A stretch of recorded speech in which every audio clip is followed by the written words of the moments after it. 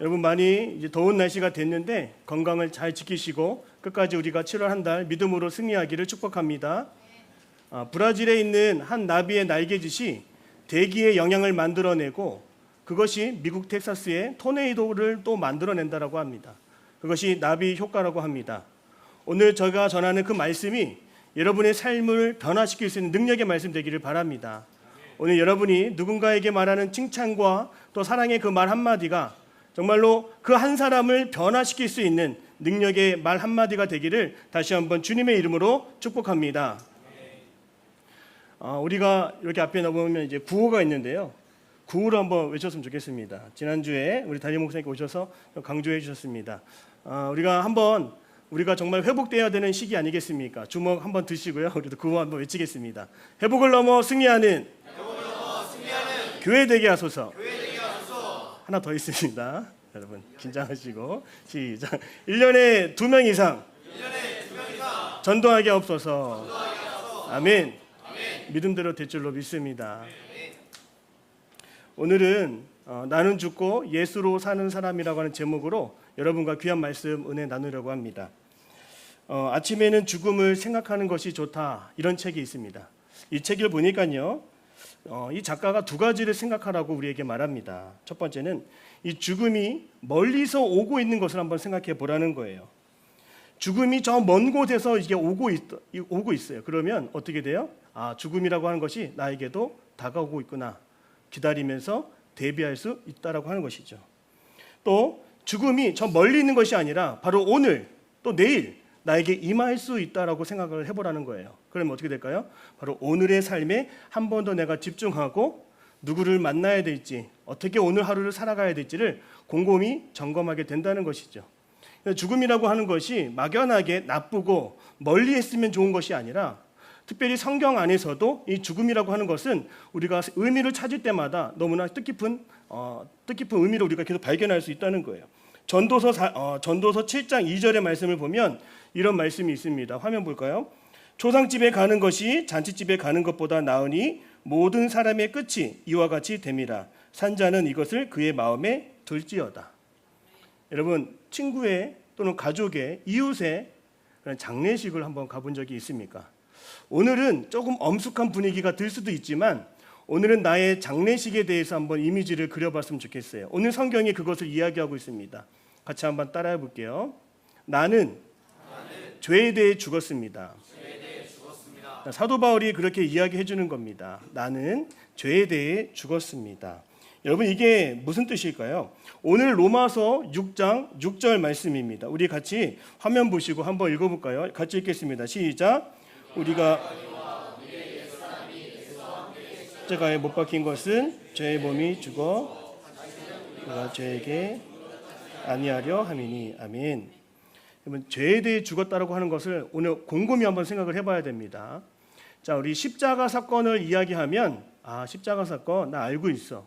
십자가는 예수님이 십자가에서 나의 죄를 용서해 주신 것 나 알고 있어. 그런데 오늘 로마서에는 한 가지를 더 설명한다는 거예요. 그 한 가지가 뭘까요?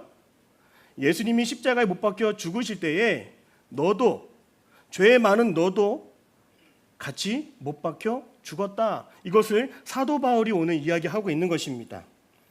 그래서 우리가 이제는 죄의 몸이 죽었기 때문에 죄의 종노릇을 하고 있는 것이 아니라 이제는 그 죄값을 다 치르신 하나님의 은혜 아래 살아가고 있다. 이것을 성경이 이야기하고 있습니다. 로마서 6장 14절인데요. 같이 한번 읽어보겠습니다. 화면 보시고요. 같이 읽겠습니다. 시작. 죄가 너희를 주장하지 못하리니 이는 너희가 법 아래 있지 아니하고 있습니다. 아멘. 자, 이 말씀에서 너희가 법 아래 있지 않다라고 합니다. 이 법은 뭘까요? 법은 뭔가를 해야 합니다. 뭔가를 하면 안 됩니다. 라고 하는 그 규정과 같은 거죠. 이 법은 바로 구약시대나 신약시대에 이스라엘 백성들이나 유대인들이 철저하게 따르고 믿고자 했던 그런 생활 규정이었습니다. 그런데 이 율법을 지키지 않으면, 이 율법대로 하지 않으면 죄인으로 드러난 것이죠. 그런데 십자가에서 예수님이 죽을 때에 죄의 몸인 너도 같이 죽었으므로 이제는 너가 죄에 대해서는 그 문제가 다 해결됐으므로 이제는 은혜 아래 너가 살고 있는 것을 네가 받아들여야 한다고 하는 것이죠. 여러분, 우리가 일기예보를 보면 장마정선이 우리나라의 근처에 올 때가 있습니다. 그러면 저 멀리 동해안이나 남해 비구름이 몰려오면 어떻게 됩니까? 장마전선의 영향으로 비구름이 오고 비가 올 것을 하늘을 보면 우리가 알 수 있습니다.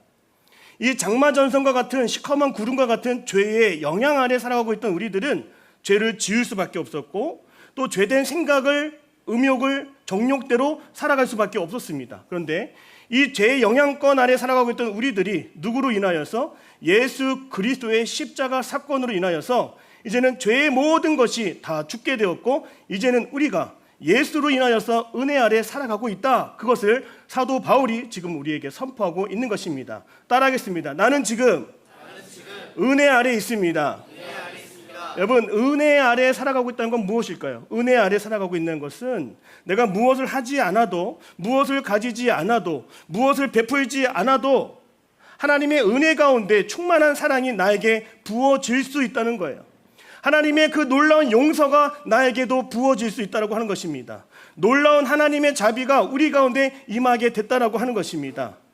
죄악의 장마전선이 아니라 은혜의 구름이, 맑은 하나님의 은혜의 구름이 우리에게 다가오고 있다는 것을 우리는 깨달아 알아야 할 줄로 믿습니다. 여러분, 그 은혜 아래에 있는 사람은요, 따라합니다. 누구도 건들지 못합니다. 우리 이탈리아를 여행을 가면 이탈리아 안에 아주 작은 나라가 있어요. 어느 나라일까요? 바로 바티칸 시티라고 하는 건데요. 이 바티칸이라고 하는 나라 인구가 750명밖에 불과합니다. 너무나 적죠. 그런데도 이 작은 나라 그 중에 한 사람도 우리가 쉽게 건들지 못하는 것은 그 나라에 자치권이 있고 법 아래 다스려지는 그 법령이 그곳에 미치고 있기 때문인 것이죠. 오늘 여러분이 예수님이 나를 위해서 십자가에 대신 죽으심을 믿는 모두는 바로 내 몸도, 내 죄의 몸도 다 십자가에 죽었음을 우리는 선포해야 되는 거예요. 그리고 나서 우리는 이제는 죄 아래 살아가고 있는 것이 아니라 철저하게 하나님의 은혜 아래 살아가고 있음을 우리는 꼭 다짐하며 살아가야 한다는 것입니다. 그러므로 우리가 이렇게 기억했으면 좋겠어요. 따라합니다. 나 지금 돌봄받고 있어. 관리받고 있어. 누가요? 하나님이. 사단 마귀 원수가 여러분을 건들지 못할 줄로 믿습니다. 그러니까 날마다 나는 보호받고 있어. 나는 하나님의 은혜 가운데 살아가고 있어. 그것을 깨달아 알아야 한다는 것이죠. 자, 그러면 이렇게 죄에 대하여 죽음으로 우리가 은혜 아래에서 살아가고 있다면 우리를 가리켜 뭐라고 하느냐? 따라합니다. 새 피조물. 자, 고린도 후서 5장 17절 말씀인데 화면 보고 우리 같이 한번 읽어보겠습니다. 시작. 그런즉 누구든지 새로운 피조물이라 이전 것은 지나갔으니 아멘. 자, 죄악된 몸이 다 씻겨 내려가고 십자가에 다 못 박혀 죽었다라고 분명히 선포했습니다. 이건 선포예요. 믿으셔야 되는 겁니다. 믿으시기를 바랍니다. 자, 그러면 어떤 존재가 되는 거예요? 새로운 존재가 되는 겁니다. 놀랍지 않습니까? 죄인된 내가 주님 안에서 십자가 사건 이후로 새로운 피조물이 되었다라고 하는 것이에요. 이전 것은 다 지나갔으니 보라 새 것이 되었도다. 일본의 도자기 문화 중에서 킨츠키 도자기 문화라고 하는 것이 있습니다. 이 일본의 도자기를 보면요, 사진 한번 띄워주시겠어요? 이 사진을 보면 이 도자기가 범상치 않아 보입니다. 이 도자기는 사실 금이 가고 깨지고 조각난 도자기입니다. 흠이 많고 기스가 많아서 버릴 수밖에 없는 그런 도자기인데 일본의 공예 문화 가운데는 킨츠키 도자기 문화, 깨진 것을 붙여서 그 깨진 부위에 그림을 그리고 꽃을 그려서 누가 봐도 흠이 있거나 어떤 자국이 있는 걸 모를 정도로 아름다운 작품으로 새롭게 만들어진다라고 하는 것이죠. 사랑하는 여러분, 우리는 이미 죄에 대해 죽은 몸입니다. 그건 뭘까요? 하나님이 보시기에 우리는 새로운 피조물이고 그 누구도, 그 어떤 사람도, 주님도 우리의 죄된 과거를 묻지 않으시고 죄의 흔적을 찾지 않으시고 거룩한 몸으로, 깨끗한 몸으로 우리를 여겨주심을 믿으시기를 바랍니다. 그런데 성경에는요, 새 피조물이 얻을 수 있는 가장 좋은 기쁨이 무엇인지 오늘 본문의 말씀에 나와 있는데요, 이것은 눈에 보이는 기쁨이 아닙니다. 내가 죄된 몸이 죽고 새로운 피조물이 되었으니까 뭔가 어떤 변화가 일어나겠지. 근데 정말로 일어납니다. 그런데 이것을 아셔야 됩니다. 조금 어려울 수 있는데 여러분이 이 어려운 과정을 조금만 통과했으면 좋겠어요. 바로 그것은 따라합니다. 연합.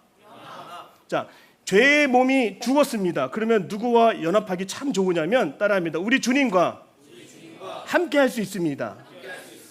우리 하나님은 죄를 싫어하세요. 우리는 사랑하지만 우리의 죄를 싫어하시죠. 그래서 우리의 죄를 처리해 주시는 거예요. 씻어 주시는 거예요. 그래야 내가 주님과 함께 거할 수 있기 때문인 것이죠. 자, 보십시오. 오늘 본문의 말씀은 주님과 연합의 기쁨을 뭐라고 표현하냐면 바로 세례라고 하는 것을 들어 설명합니다. 여러분 세례 아시죠? 혹시 세례 받은 사람 이렇게 조금만 이렇게 손 한번 들어보세요. 세례 받은 사람. 많이 있네요. 예, 손 내려주세요. 고맙습니다. 자, 이 세례가 무엇이냐면 죽을 수밖에 없는 내가 어디에 접붙여지냐면 바로 원가지인 예수님께 접붙여져서 예수님이 십자가에 죽을 때 나도 주님과 함께 죽고, 중요합니다. 나도 주님과 함께 죽고 다시 새로운 생명으로 나아가게 된다라고 하는 거예요. 근데 요거를 좀 이해하려면 아까 말했던 연합이라고 하는 단어를 한 번 더 생각했으면 좋겠습니다. 이 연합이라고 하는 단어는 헬라어로 따라합니다. 휘미토스. 이 중요한 뜻인데요. 같은 혈통에서 심겨져서 같이 자라나다라고 하는 뜻을 가지고 있습니다.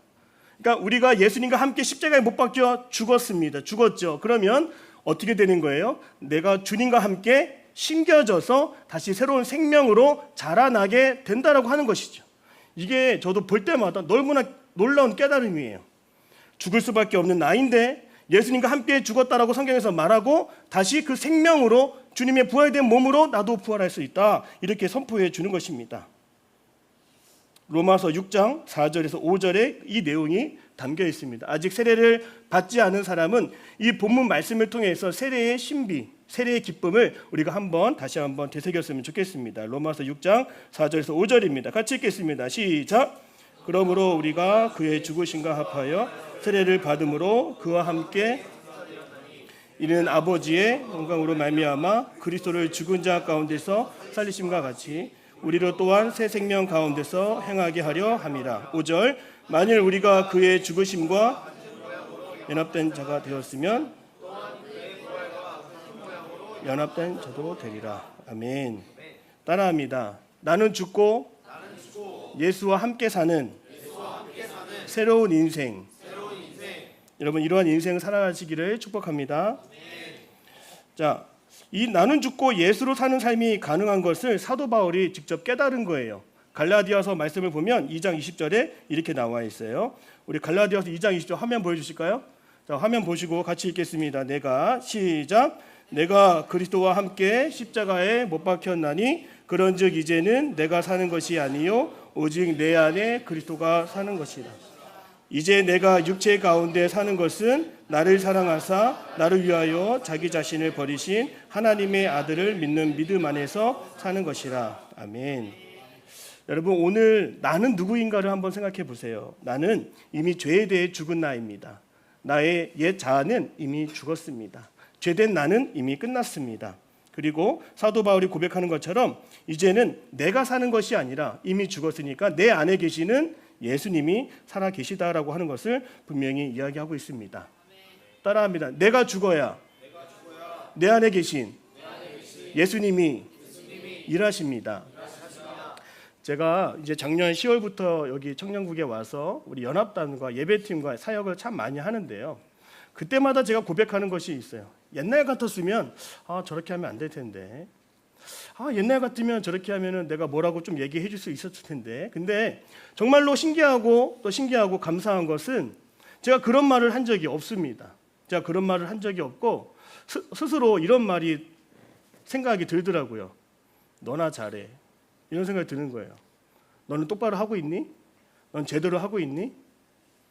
저는 수없이 우리 청년들 앞에서 제가 몇 번이고 죽습니다. 제가 여러분을 원망하면서 죽는 것이 아니라 제 스스로 내려놓게 되고 제 스스로 이건 내 뜻대로 하는 게 아니었구나. 이건 내 마음대로 해서는 절대로 안 되는 것이었구나. 저는 그렇게 생각합니다. 그때 정말로 우리 친구들의 입술 속에서 친구들의 사역하는 가운데 예수님이 일하시는 것을 제가 본 적이 너무나 많아요. 여러분, 어떤 일을 한다든지 어떤 일을 시도할 때에 먼저 주님 앞에 엎드렸으면 좋겠어요. 주님, 저의 옛 자아는 죽었습니다. 저는 십자가에 이미 죽었습니다. 주님 뜻대로 하옵소서. 여러분 자신을 주님께로 내어 맡길 수 있는 그런 인생이 되시기를 주님의 이름으로 축복합니다. 우리가 내 안에 주님이 살고 계시는데 우리가 이렇게 살아가요. 나 자신을 너무나 비난하고요. 나 자신을 너무 혐오하고요. 나 자신에 대해서 너무 가치 없다라고 평가할 때가 너무나 많습니다. 세상에 우리 청년들을 보면 어떻게 세상적인 눈으로 보면 이 경쟁자의 눈으로 볼 수도 있지 않습니까? 누구는 1루에서 출발하고 누구는 저 3루에서 출발하는 것 같고 불공평한 것 같아요. 그런 얘기를 들을 때도 많습니다. 누구는 누구 덕분에 누구 때문에 잘 되는 것 같고 누구는 누구 때문에 또 안 되는 것 같아요. 내 인생을 내가 정죄하고 죄책감을 가지고 살아갈 때가 너무 많은 것 같다는 생각이 듭니다. 제가 개미와 배짱이라는 책을 보면서 요즘 시대에 청년들이 자기 스스로를 어떻게 비하하는지를 봤더니 이렇게 얘기를 합니다. 남자들의 경우에 25세에서 30세에 남자들의 찌질한 시기라고 하는 거예요. 군 전역 후에 다른 사람보다 뒤처져지기 때문에 남자들 스스로 그렇게 불린다는 겁니다. 또 여자들은 35에서 40살, 여자들도 그런 찌질한 시기가 있다는 거예요. 출산 후에 경력이 완전히 단절되기 때문에 그들 스스로 보기에도 이건 보잘것없는 그런 형편없는 모습처럼 보인다는 거예요. 사랑하는 여러분, 자기 비난을 멈출 수 있기를 바랍니다. 여러분은 첫 번째로 죄인이 아닙니다. 그리고 여러분 가운데 그 마음속에는 주님이 살아 계십니다. 절대로 찌질이가 아닙니다. 옆에 사람을 보세요. 그렇게 찌질처럼 보이지 않지 않습니까? 옆에 사람 한번 얼굴 보세요. 따라합니다. 당신의 모습 속에 주님이 보입니다. 보이기를 축복합니다. 우리는 이미 사랑받은 자고요. 이미 용서받은 자입니다. 누군가와 비교해서 더 좋은 그런 사람이 아니에요. 따라합니다. 나는 새로운 피조물입니다. 주님 안에서 죄 사함을 받고 내 죄가 이미 다 죽은 새로운 피조물로 살아가는 것이 우리의 정체성이라고 하는 것을 여러분 꼭 잊지 않기를 바랍니다. 자, 그러면 우리 한 번 더 중요한 것을 생각해 봤으면 좋겠습니다. 죄에 대해 죽은 나는 왜 여전히 죄책감에 시달리고 왜 죄악된 삶을 버릴 수가 없을까?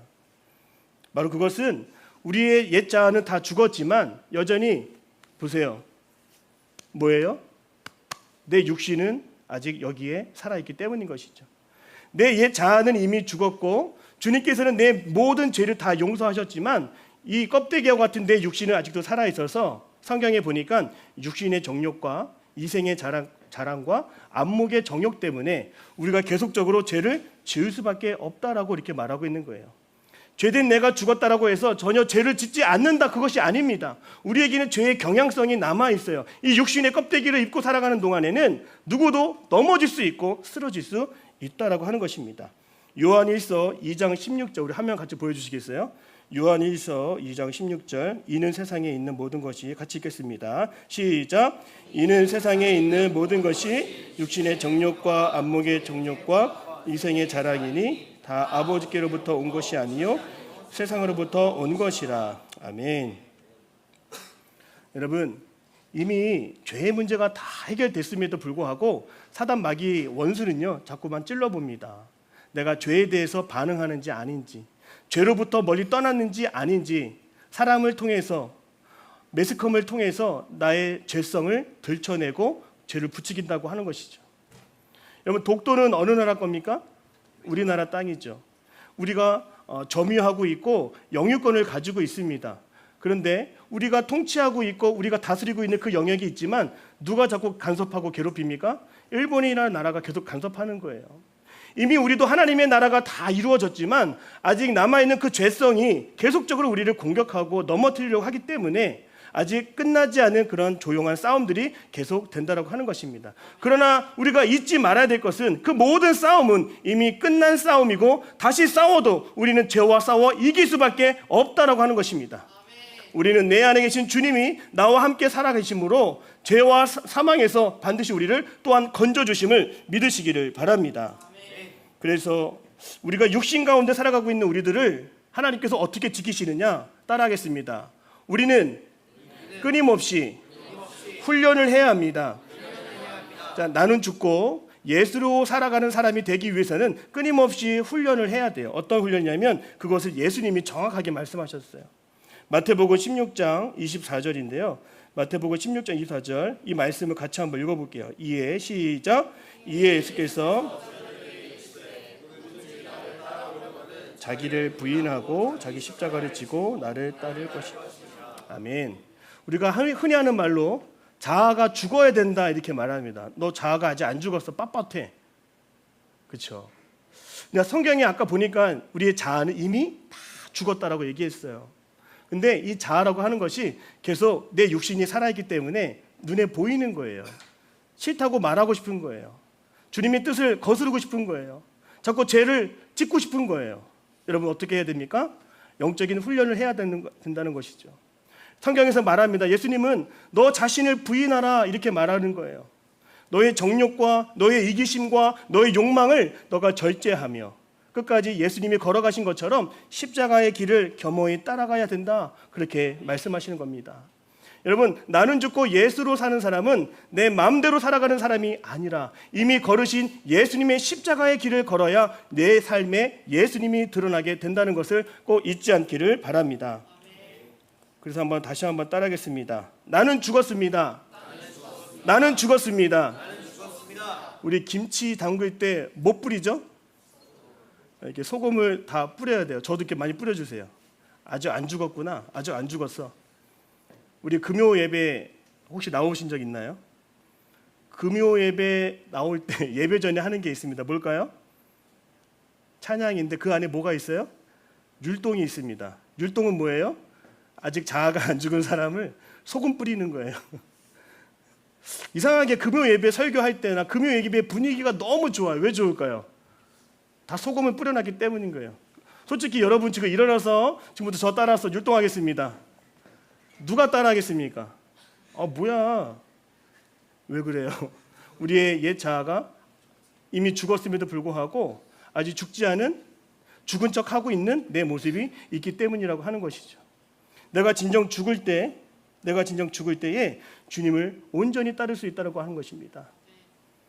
로마 시대에는 로마 장군들이 승리를 거두고 개선문을 통과할 때 마차를 타고 올 때 앞 옆에 있는 부관이 외쳐주는 구호가 있었습니다. 혹시 아십니까? 따라합니다. 메멘토 모리. 메멘토 모리. 사람들이 환호하고 박수칠 때 부관은 장군에게 소리칩니다. 당신은 죽었습니다. 당신은 죽었습니다. 당신은 죽을 것입니다. 왜 그럴까요? 어깨에 뽕이 올라가고 국뽕이 차오를 때 옆에 있는 사람이 당신은 죽을 수밖에 없는 사람입니다. 그 교만을 꺾을 수 있는 그런 역할을 부과했다라고 하는 것이죠. 사랑하는 청년 여러분, 내 자아가 죽고 또 죽어야 우리는 진정한 예수님의 삶을 살아갈 수 있다라고 하는 것입니다. 마지막으로 이렇게 도전하겠습니다.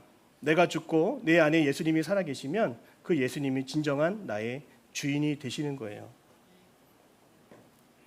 예수님이 가나 혼인잔치에 초대받았을 때 예수님이 그 가나 혼인잔치에 물이 포도주를 변화시켜 주신 그 놀라운 기적 사건은 예수님을 손님이 아니라 주인으로 초대하고 주인의 말씀에 순종하여 항아리 물 어기까지 물을 채우는 그 놀라운 순종이 있을 때에 주인의 말씀하신 대로 놀라운 기적이 일어났다라고 하는 것을 여러분 기억하십시오.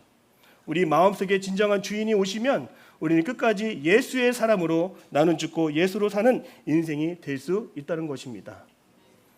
저는 마지막으로 여러분에게 그 마틴 루터의 이야기를 예화를 좀 들려드리고 이제 마무리 짓겠습니다. 이 마틴 루터가 비텐베르크 자기의 골방과 같은 숙소에서 기도하고 있었습니다.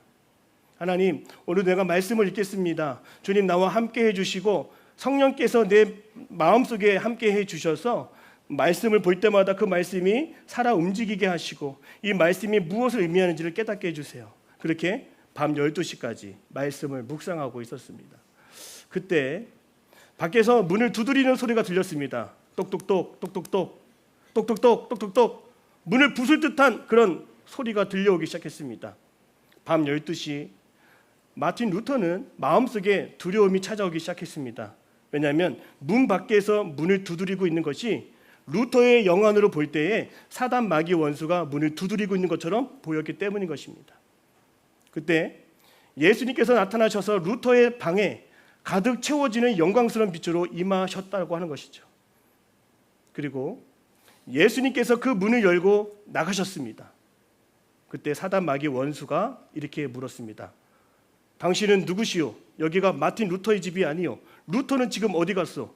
루터를 나오라고 하시오. 그렇게 얘기했다라고 하는 거예요. 그때 예수님이 뭐라고 하셨습니까? 이곳에 루터는 없어. 이곳의 주인은 나요. 이곳의 주인은 나라고 말씀할 때 사단 마귀 원수가 기겁하여 도망을 갔다라고 하는 것입니다. 사랑하는 청년 여러분, 나는 죽고 예수로 살아갈 때 진정으로 예수님이 여러분의 주인이 되어 주셔서 사단 마귀 원수를 이기게 하시고 더 이상 죄 짓지 않도록 여러분을 지켜주실 것이고 여러분을 하나님의 은혜 가운데 살아가게 하심을 여러분 꼭 믿으시기를 바랍니다. 우리는 하나님의 은혜 가운데 보호받고 하나님의 놀라운 은혜와 사랑과 축복 가운데 살아가는 것이 내 삶이 되어야 하는 것입니다. 따라하겠습니다. 나는 죽고 예수로 살아가는 사람. 끝까지 오늘도 나는 죽었습니다. 나는 죽었습니다. 친구와 함께 연인과 함께 내가 먼저 죽었다라고 한번 선포해 보십시오. 그곳이 하나님의 나라가 임하는 천국이 될 줄로 믿습니다. 기도하겠습니다. 사랑의 하나님, 나는 죽고 예수로 사는 사람 되기를 원합니다. 자기를 부인하듯이 내 욕심을 내려놓고 온전히 주님만을 순종하며 따라갈 수 있는 하나님의 사람 되게 하여 주옵소서. 이제는 죄의 종이 아니라 하나님의 은혜 아래 살아가게 하여 주옵시고 하나님의 통치와 하나님의 다스림을 받는 복된 인생이 되게 하여 주옵소서. 살아계신 예수님의 이름으로 기도드립니다. 아멘.